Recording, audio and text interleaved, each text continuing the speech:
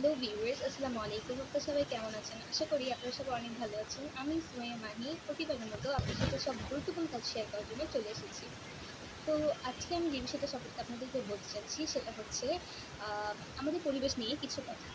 সেটা হচ্ছে আসলে আমরা একটা সুন্দর পরিবেশে বসবাস করি এবং আমরা একটি সামাজিক জীব।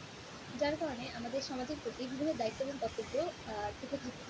কিন্তু আমরা সেগুলোই বেশিরভাগ সেই দায়িত্ব এবং কর্তব্যগুলো পালন না করে বরং আমরা সেগুলো থেকে আসলে পিছিয়ে যাই। যেমন আমরা যদি চিপস বা চকোলেট খেয়ে যদি খোসা রাস্তায় না ফেলি তাহলে কিন্তু আসলে আমাদের পরিবেশ নোংরা হবে না। আমরা আসলে যদি প্রতিজন একটি করে গাছ লাগাই তাহলে কিন্তু অনেকগুলো গাছ হয়ে যায় যা আমাদের অক্সিজেন সরবরাহ করে এবং আমাদের বেঁচে থাকতে অনেক বেশি সাহায্য করে। আমরা জানি যে আমাদের বন অনেক কম, আমাদের বনের শতাংশ অনেক কম, যার কারণে একটি দেশে 25% বন থাকা উচিত, কিন্তু আমাদের সেই অনুযায়ী অনেক কম, যার কারণে আমাদের প্রত্যেকের উচিত গাছ লাগানো যাতে অক্সিজেন অনেক ভালো মতো থাকে। বা যেমন আমরা আমাদের কক্সবাজার, কুয়াকাটা, সেন্ট মার্টিন বা বিভিন্ন দ্বীপের কথা যদি বলে থাকি তাহলে কিন্তু সেই দ্বীপগুলোতে কি হয়, মানে বিভিন্ন ময়লা আবর্জনা পড়ে থাকে। সেগুলো কি আমরা ঘুরতে যেয়ে ফেলি বলেই তো ময়লা আবর্জনা হয়। তো আমরা যদি এই ক্ষেত্রে একটু সচেতন থাকি তাহলে কিন্তু মোটেও এই ময়লাগুলো হয় না। আসলে আমরা আহ, সবাই সচেতন নাগরিক হতে চাই।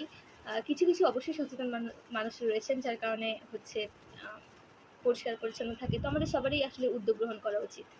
তো আমরা আসলে উন্নয়ন কথার সাথে অনেক বেশি পরিচিত যে আমরা ডেভেলপমেন্ট বা আমাদের উন্নত বাংলাদেশ হবে।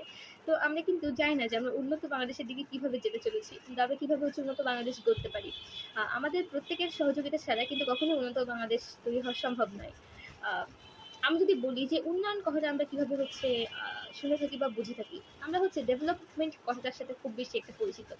কিন্তু যদি আমরা একটু বাইরের দেশের দিকে তাকাই বা একটু পশ্চাৎ দেশের দিকে তাকাই বা মানে পশ্চাৎ সংস্কৃতির দিকে একটু তাকাই তাহলে কিন্তু দেখতে পাবো যে ডেভেলপমেন্ট এই কথাটা প্রায় বিলুপ্ত। আহ, কিভাবে বিলুপ্ত, আমি কিন্তু ওই দেশে যাইনি, সুতরাং আমি কিন্তু ওই দেশের কালচার নিজের চোখে দেখে আপনাদেরকে বলছি না, আমি শুনেই বলছি।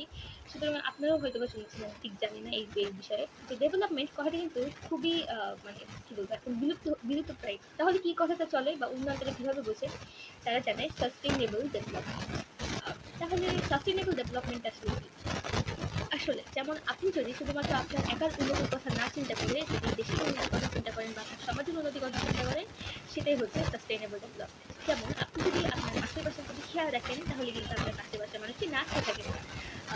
যেমন আপনি যদি ভালো থাকেন তাহলে আপনি যদি পাশের দিকে তাকান তাহলে কিন্তু তারা ভালো থাকতে পারে। যেমন আপনি শীত বস্ত্র পরিধান করছেন, তার সাথে সাথে যে পথ শিশুরা রয়েছে বা যারা বা আপনার পাশের বাসার মানুষটি এই শীত বস্ত্র আসলেই পরিধান করতে পারছে কিনা সেইটা দেখা কিন্তু আপনাদের নৈতিক এবং সামাজিক কর্তব্য। আমি যদি আমাদের ধর্মীয় দিক থেকে দেখি সেটাও একটি দায়িত্ব, এবং যদি আমরা সামাজিক দিক থেকে দেখি তাহলে সেটাও একটা দায়িত্ব।